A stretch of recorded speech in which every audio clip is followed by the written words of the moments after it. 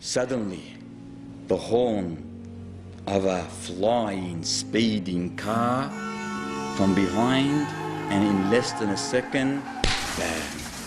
It collided with the crippled car. He said,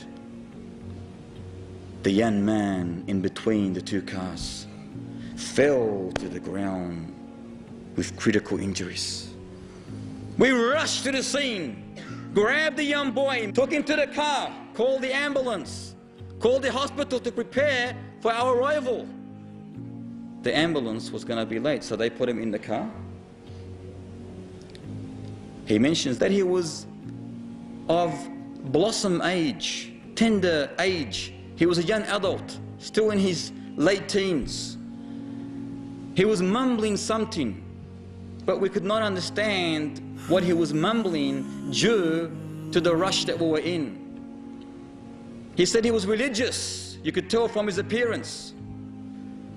Then the police officer said, when we placed him in the back of the car, we could make out what he was mumbling. He said, through all that pain, through all that suffering, his heart was reciting the verses of the Almighty Lord. He said he was so immersed in the recitation that, subhanallah, you could not even tell that this young man was suffering. You could not even tell that this young man was suffering. The police officer said his clothes were soaked in blood. His bones were clearly snapped in many places. However, he continued with his unique, tender, soft voice, reciting the verses of the glorious Qur'an. Suddenly, the officer said, as we were listening intently, me and my partner, a shiver climbed up my spine. The hair on my arms and my legs stood up. I watched very carefully at the young man as we were driving to the hospital. His hymn became silent. He raised his hand, raised his index towards the sky, and said, La ilaha illallah. Allahu Akbar. He said, La ilaha illallah. Thus he slumped. Thus he slumped. He said, quickly I went to the back of the seat.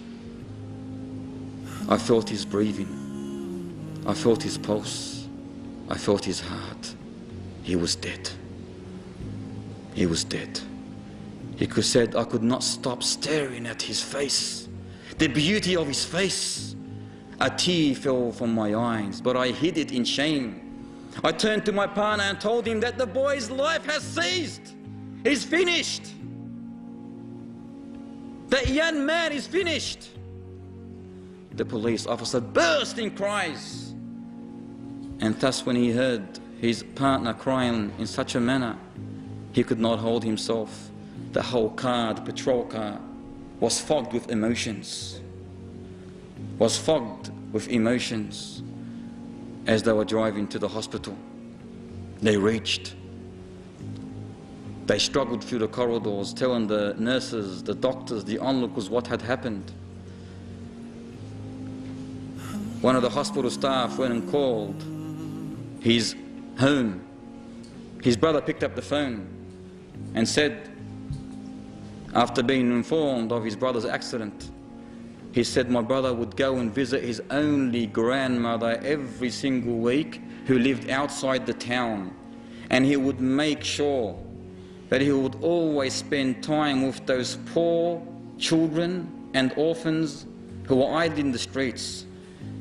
The whole town knew him, he said. They knew him because he used to give them Islamic literature, cassettes, books.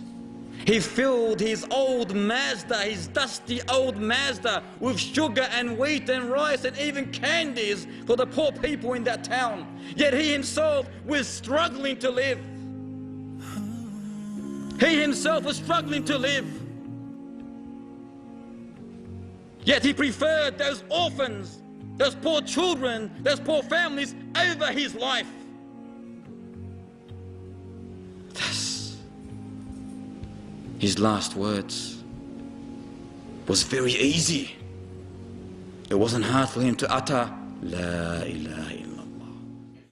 عجبت لمن يتم له السرور بدار كل ما فيها غرور وكيف يلذ ساكنها بعيش ويعلم أن مسكنه القبور عجبت لمن يتم له السرور بدار كل ما فيها غرور وكيف يلذ ساكنها بعيش ويعلم أن مسكنه القبور ويعلم أن مسكنه القبور ويعلم أن مسكنه القبور فسلام سلام على أهل القبور.